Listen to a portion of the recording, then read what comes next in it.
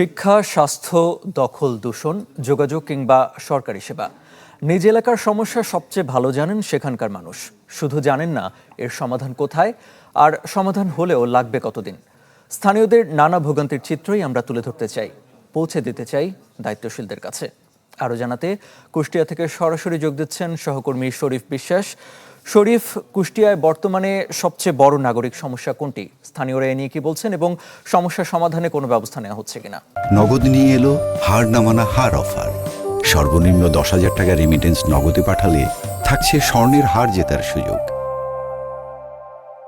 আরেফিন, একটু জানিয়ে রাখে সবচেয়ে বড় যে নাগরিক সংকট বা সমস্যা সেটি হচ্ছে ড্রেনেজ এবং সড়কের যে বেহাল দশা সেটি এখন এই বিষয়ে আসলে আমরা স্থানীয় নাগরিকদের, পৌরসভার নাগরিকদের আসলে অভিযোগের শেষ নেই। আমি এখন আরেফিন একটু দেখানোর চেষ্টা করবো। এই সড়কটি কুষ্টিয়া শহরের 10 নম্বর ওয়ার্ডের মোহিনী মোহন চক্রবর্তী সড়ক। এই সড়কটি আসলে দেখে আসলে বোঝার উপায় নেই। সড়কটি আসলে কুষ্টিয়া শহরের কোনো একটি এলাকার সড়ক একটু হতে পারে, এটি আসলে এখানকার নাগরিক বা বসবাসরত মানুষ কিন্তু আসলে বুঝতে চান না আর কি।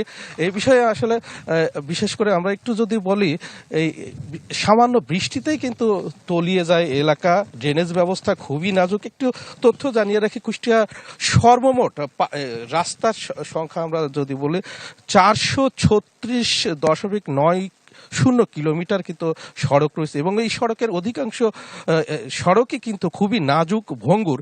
একই সাথে ড্রেনেজ ব্যবস্থার কথা যদি বলি, বিশেষ করে 341.50 কিলোমিটার ড্রেনেজ ব্যবস্থা রয়েছে। এই ড্রেনেজ ব্যবস্থাও কিন্তু খুবই নাজুক।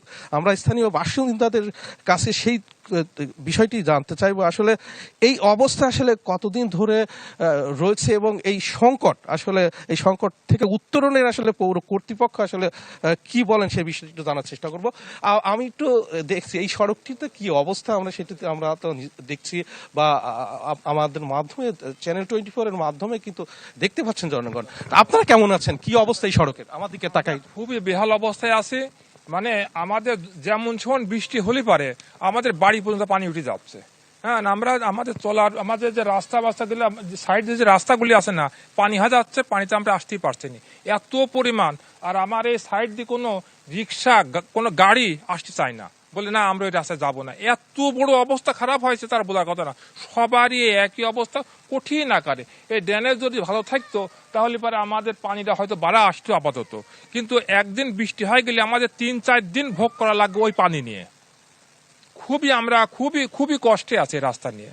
আসলে এই নাগরিক তিনি জানাচ্ছিলেন, পৌর বাসিন্দা খুবই ড্রেনেজ ব্যবস্থার কথা জানাচ্ছিলেন এবং সড়কের যে বেহাল দশা সে বিষয়টিও জানাচ্ছিলেন। আমি আরো একজন কথা নিব, স্থানীয় বাসিন্দা এবং এই সড়কের পাশেই তার বাড়ি।